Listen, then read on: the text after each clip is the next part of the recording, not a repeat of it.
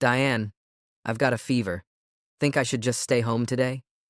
Rachel said, her voice scratchy like she'd been up all night coughing. Diane pressed the back of her hand to Rachel's forehead, frowning. You do feel warm. All right, stay home. Just rest up, okay? Around noon, Rachel heard the sound of a key sliding into the front door lock. Her heart skipped. She tiptoed out of her room and peeked down the hall. Vanessa, her cousin, stepped in, all sleek and confident in a camel-colored trench coat and dark sunglasses. Rachel ducked behind the corner, watching as Vanessa quietly slipped something into the pocket of Diane's blazer hanging by the door. Before leaving, Vanessa pulled out her phone, whispering sharply, I took care of everything. You can call the cops tonight. That fool won't suspect a damn thing. Then, just like that, she was gone. Rachel blinked, frozen. What the hell was that? Rachel Moore had always believed there were two kinds of women in the world, those who followed the rules and those who rewrote them. She was proudly in the second group, always had been. Her rebellions weren't huge, calling in sick when she wasn't, sneaking the last donut from the office break room, fudging her timesheet by 10 minutes when she was just so done with the day. That Tuesday morning in late October, the air outside had that crisp, apple bite chill that made coffee taste better. Leaves scraped across the driveway like dry whispers. Rachel lay in bed, her blanket pulled up to her chin, cheeks a little too pink, courtesy of a few dabs of Diane's coral blush from the bathroom. She'd prepped the whole act last night, practiced her croaky voice, timed her coughs, and even slipped a heating pad under the sheets to make herself feel fever warm. Diane, she croaked, calling from her room. I don't feel great. Got a fever, I think. Diane appeared in the doorway, framed by morning light. She was already dressed for work, navy blazer, cream blouse, slacks, and those black pumps that made her sound like authority itself, walking down hardwood floors. Coffee in one hand, car keys in the other. She looked like the definition of organized chaos. Diane Moore, age 45, senior accountant at a mid-sized firm downtown, known for being sharp, dependable, and no nonsense, which made Rachel's little fake-out feel like mild treason. But worth it. Diane stepped closer, eyes soft with concern. You don't look so good, Rach. She pressed a hand to Rachel's forehead, then her cheek. Yeah, you're warm. Let me grab the thermometer. Rachel's heart stuttered. Crap. The thermometer didn't lie. As soon as Diane turned her back, Rachel yanked the heating pad from her pillow, pressed it against, praying it'd fool digital snitch. Diane came back, holding the thermometer like a tiny execution sword, under the tongue. Obeyed, trying to look pitiful. The beeping dragged forever. Finally, 99.8 degrees Fahrenheit. Diane frowned. Not bad enough for urgent care, but enough to stay home. Rachel almost smiled with relief. Thanks, Di. You're the best. Chicken soup's in the fridge. Heat some up later. Text me if you need anything, okay? Got it. Diane paused in the doorway, eyes softening. You know you can talk to me if something's wrong, right? Not just, like, sick stuff. Rachel gave a weak grin. Yeah, promise. Just a bug. Diane kissed her forehead. Love you, kiddo. Love you too. The front door clicked shut at 7:42 a.m. Rachel waited until the sound of Diane's car faded down the cul-de-sac, then counted to 100. When she was sure the coast was clear, she flung off the blankets and grinned. Showtime. Freedom tasted like iced coffee, leftover pizza, and pure, uninterrupted quiet. By 9:30, Rachel was living her best fake-sick life. She'd raided the fridge for leftover pizza and half a slice of cheesecake, built a fort on the couch out of throw pillows and blankets, and queued up her favorite true crime doc on Netflix.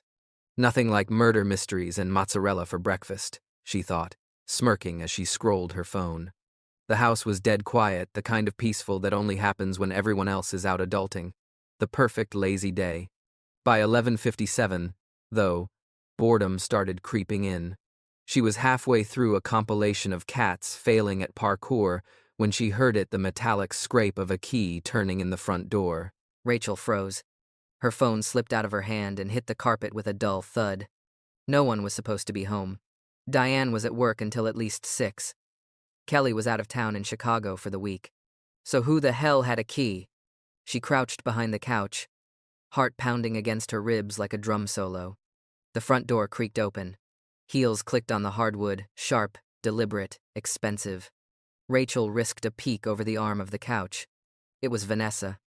Her cousin glided into the room like she owned the place, auburn hair perfectly pinned. Trench coat belted tight. Lipstick the exact shade of ambition. She didn't have a purse or a bag, just a small velvet pouch in one gloved hand. Rachel's stomach knotted. What's she doing here? Vanessa scanned the living room, the fort, the empty pizza box, the paused TV screen. Her lips curved into a half smirk. Then she walked straight to the coat rack, cool as ever, and slipped that velvet pouch into the pocket of Diane's blazer. Rachel's breath caught. Vanessa pulled out her phone. Her voice low and clipped. "I took care of everything," she whispered. "You can call the cops tonight. That fool won't suspect a damn thing." Then she ended the call, turned on her heel, and left.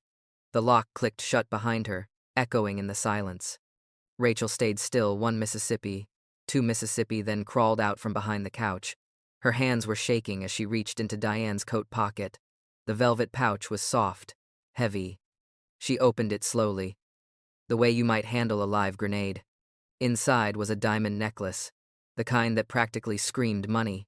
The light hit it just right, scattering tiny stars across the wall. Underneath the necklace was a folded note. Rachel unfolded it with trembling fingers. Insurance claim filed. Policy pays double if theft reported from home. Split 60/40 after appraisal. Burn this. Her stomach dropped. Holy crap. Vanessa's framing Diane. She slammed the pouch shut, her brain spinning. If the cops came and found that in Diane's coat, it'd look bad. Really bad. Diane would lose her job, maybe even get arrested. And who'd believe Rachel's story? "Oh, my shady cousin sneaked in and planted it." Yeah, that'd go over great. No. She needed proof, hard proof. Rachel grabbed her phone and snapped photos of everything. The necklace, the note, the velvet pouch. She zoomed in on the tiny engraving on the clasp. VM18K, Vanessa's freaking initials. "Gotcha," she whispered. She put everything back exactly as it was, pouch in the pocket, coat smoothed flat, and took a shaky breath. Then she sat down on the floor, head in her hands. "Okay, think, Rach. Think." Vanessa was trying to frame Diane for insurance fraud, maybe worse. That meant there was a plan. A bigger plan. And Rachel had just stumbled right into the middle of it. She needed to stay cool. She needed a plan of her own. And for the first time in her life, Rachel Moore, queen of fake fevers and lazy Tuesdays, was in a real crime story. Rachel's pulse hadn't slowed down since Vanessa left. Her brain was doing laps like it had just downed 6 espressos. Vanessa, her own cousin, had just planted evidence in Diane's coat. A diamond necklace worth who knows how much. And a note that basically screamed insurance fraud. And unless Rachel did something, the cops would show up that night and take Diane away for a crime she didn't commit. She couldn't let that happen. Rachel grabbed her laptop from the desk, fingers flying over the keyboard. Password. Easy. Diane never changed it. Rachel's birth year, 1989. "Seriously, Di," she muttered. "You're lucky I'm not a hacker." Once logged in, she opened the family's insurance portal. The page loaded slow, but finally there it was. The jewelry schedule. Line after line of boring insurance jargon until she spotted it. Item. 18K. White gold diamond necklace appraised value. $48,000. Owner. Diane Moore. Policy. Double indemnity. For theft from residence clause, 14B. Rachel leaned back, whistling low. Damn, Vanessa, you're playing dirty. The double indemnity meant if the necklace was reported stolen and recovered outside the home, Diane would get double the payout. 96 grand. Rachel didn't have to be an accountant to connect the dots. Vanessa's name on the clasp, the note about the split, the timing. Vanessa was broke. Everyone in the family knew her art gallery was circling the drain. The scam fit her like designer gloves. Rachel stood, pacing the room. Okay. She had photos. She had the note. She had motive. She needed proof. Vanessa put it. Video proof. Her eyes landed on her phone. Then the security camera on the porch. And then an idea hit her like a caffeine rush. An hour later, she was at the local pharmacy, hoodie up, hands jammed in her pockets. The place smelled like rubbing alcohol and cheap coffee. She headed straight for the electronics aisle. There it was, a tiny wireless camera, the kind you'd use to spy on pets or babysitters. 1080p, night vision, motion sensor, $49.99. Perfect. She paid in cash, the bored cashier barely glancing up. Back home, she tore open the box, connecting it to her phone with Bluetooth. The feed popped up instantly sharp, clear, and ready. "Let's catch ourselves a con artist," Rachel muttered. She slipped the camera into the lining of Diane's blazer, the lens pointing right at the pocket where the pouch sat. Then she tested the angle, adjusting it until she could see the velvet perfectly on her phone. Now she just had to wait. At 4 p.m., Diane texted, "Home around 6:30. Don't forget to eat something. Love you." Rachel smiled weakly. "Love you too, Di. You have no idea what's waiting for us." Then she took the next step bait. She called Vanessa's gallery. It went to voicemail. Good. She wrapped her scarf around her phone's mic to muffle her voice and hit record. "Vanessa, it's Rachel. I saw what you did. Meet me at the house at 5, or I send everything to the cops." Her heart was pounding so loud she could barely hear herself hang up. "Okay, Rach," she whispered. "Time to see how the spider reacts when the web shakes." 4:47 p.m. The porch camera pinged. Motion detected. Rachel's stomach dropped. Vanessa's silver Audi slid up to the curb, smooth and quiet. She stepped out, looking around like she was expecting someone to jump her. Then she used her spare key, the one Diane had given her months ago, and slipped inside. Rachel watched the live feed on her phone from the bedroom, barely breathing. Vanessa walked straight to the coat rack. She reached into Diane's blazer pocket and froze. Her eyes locked on the faint red blink of the hidden camera. Her expression twisted from confusion to panic. She yanked the camera out, fabric tearing with an ugly rip. Then she dropped it to the floor and stomped on it until the lens cracked. The crunch echoed through the hallway feed. Rachel's heart stopped. "Damn it!" Vanessa bolted out of the house, heels clicking like gunshots on the floor, slamming the door behind her. Rachel ran out from her room, staring at the shredded blazer and the crushed camera on the floor. The pouch was still there. Vanessa hadn't dared take it out, but now the camera was toast. She knelt down, picking up the pieces. "It's okay. You still got the cloud backups. Chill." Then she glanced at the clock. 5 p.m. If Vanessa was rattled, she'd make a move. And Rachel needed to know what that move was. She grabbed her bike, stuffed the broken camera pieces into a plastic bag, and pedaled hard, wind cutting across her face like cold glass. Vanessa's car wasn't hard to follow, shiny silver Audi, custom plates, impossible to miss. Rachel stayed 2 blocks back, tailing her all the way to a grim-looking self-storage facility on the edge of town. Vanessa got out, looking over her shoulder, then unlocked a unit #217. Rachel crouched behind a dumpster, phone camera zoomed in. Vanessa opened a floor safe inside, the kind bolted to the concrete. Rachel couldn't see the code, but she got a clear shot of the inside. Paintings, boxes, sculptures, and that velvet pouch. Vanessa shoved it inside, slammed the safe shut, and spun the dial hard. Rachel snapped pictures like her life depended on it. Then her phone buzzed. A text from an unknown number. "Stay out of it, Rachel. You don't know what you're messing with. Last warning." Rachel's stomach twisted. Her thumb hovered over reply, then stopped. Instead, she screenshot it. Another piece of evidence. Rachel's legs burned by the time she got home. She dumped her bike against the porch rail, breathing hard. Her mind still spinning faster than she could catch it. Vanessa had a whole operation, a freaking heist built around her own family. And she wasn't bluffing. That text proved it. There was someone else involved, too. The partner from the call. Rachel wasn't just some nosy relative anymore. She was a loose end. She dropped her phone on the table, rubbing her temples. "Okay, Rach, think. She's gonna move again. She has to. You just need to be one step ahead." She checked the time. 5:41 p.m.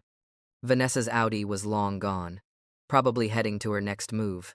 But Rachel had proof photos, screenshots, timestamps all saved to a hidden cloud folder. And that gave her an idea. If Vanessa was planning to plant the necklace again, she'd need another coat. Another setup. Rachel's eyes darted to the hallway, Diane's coat rack, still standing like a silent witness. She had one shot to flip this whole game back on Vanessa. That night, Diane came home right on schedule, 6:30 sharp. The second she walked through the door, Rachel practically tackled her in a hug. "Whoa, easy there," Diane laughed, setting her purse down. "Miss me that much?" "Yeah," Rachel said, her voice muffled in Diane's blazer. "Just long day." Diane smiled, brushing hair out of Rachel's face. "You still look a little pale. Fever hangover? Maybe? You order pizza?" "Already on it," Diane said, grabbing her phone. "Extra cheese, right?" "Always." They ate together on the couch, watching some baking show neither of them really followed. Diane fell asleep halfway through, remote still in hand. Rachel watched her sister's face soften in the TV glow, calm, peaceful, safe. She deserved to stay that way. When Diane started snoring softly, Rachel went to work. She set up her phone on a tripod in the hallway, pointed right at the coat rack. The screen showed everything. Diane's blazer, Kelly's old leather jacket hanging beside it, and the front door just in frame. She hit record. Night vision on. Then she waited. The hours crawled. Midnight shadows crept across the walls, and every tiny sound made Rachel flinch. At 11:03 p.m., her phone buzzed. Motion detected. Rachel's blood went cold. Vanessa. She crept to the stairs, crouching low behind the railing. Through the banister, she could see the door ease open. Vanessa slipped inside, hood up, face half hidden. She looked nervous now, not the smooth, confident cousin Rachel had always known. Vanessa moved fast. Straight to the coat rack. She bypassed Diane's blazer and reached for Kelly's leather jacket, the one Diane's wife hadn't worn in years. Rachel hit record on her phone's second camera, hands shaking. Vanessa pulled the velvet pouch from her coat pocket and slid it into the inner lining of Kelly's jacket, whispering into her burner phone. "It's in the wife's jacket now. Call it in at 7 a.m. They'll think she pawned it. The other one'll be too busy covering for her to notice the claim. We're clear." Then she was gone, door locking quietly behind her. Rachel's hands flew to her mouth. Her whole body trembled, but her brain was pure ice. She waited 10 long minutes, then picked up her phone and dialed. "Non-emergency police line. What's your situation?" Rachel's voice came out low but steady. "My cousin broke into our house. She's trying to frame my family for stealing a diamond necklace. I have video proof. Please, come quietly. My sister's asleep." Within 15 minutes, 2 female officers, Ramirez and Chen, were at the door, professional, calm, and alert. Rachel let them in, explaining everything as quietly as she could. She showed them her phone, the footage, the photos, the text messages, the screenshots, even the crushed camera and the plastic bag labeled evidence. Officer Ramirez nodded. "You've been busy, Miss Moore. You have no idea," Rachel said. They called for backup, coordinating with another team to check out the storage facility Rachel had photographed. By sunrise, it was all over. At 6:57 a.m., Vanessa's accomplice, a sweaty, nervous guy named Marcus Tate, called the cops to report the supposed break-in, just like the plan said. But the call was already being traced. Police were waiting when he showed up at a downtown coffee shop called Brood Awakening. He didn't even get a chance to hang up before they cuffed him. By 9:12 a.m., Vanessa was in handcuffs, 2 caught at her gallery, hair coming undone, eyes wild. Inside her storage unit, they found the velvet pouch, the stolen necklace, and a ledger full of fake appraisals and forged signatures. Turns out the necklace wasn't Diane's at all. It belonged to a collector in New York, stolen from Vanessa's gallery 6 months ago. Diane's name had just been her insurance ticket. The insurance company voided the policy but cleared Diane completely. Her firm gave her a week off, called it compassionate leave. Kelly flew home that night, hugging both of them like she'd never let go. Rachel didn't say much, just smiled, holding her phone like a trophy. The police took copies of everything, but no one ever knew how deep Rachel's part in it ran. Not Diane. Not Kelly. And that was fine with her. The next morning, Rachel walked into work like nothing had happened. Her coworker grinned. "Damn, Rach. Took a day off and came back looking like you saw a ghost." Rachel smirked, sliding into her chair. "Something like that." She sipped her coffee hot, strong, and well-earned. Some secrets, she figured, were better than any sick day. And some heroes? They didn't wear capes. They just carried receipts.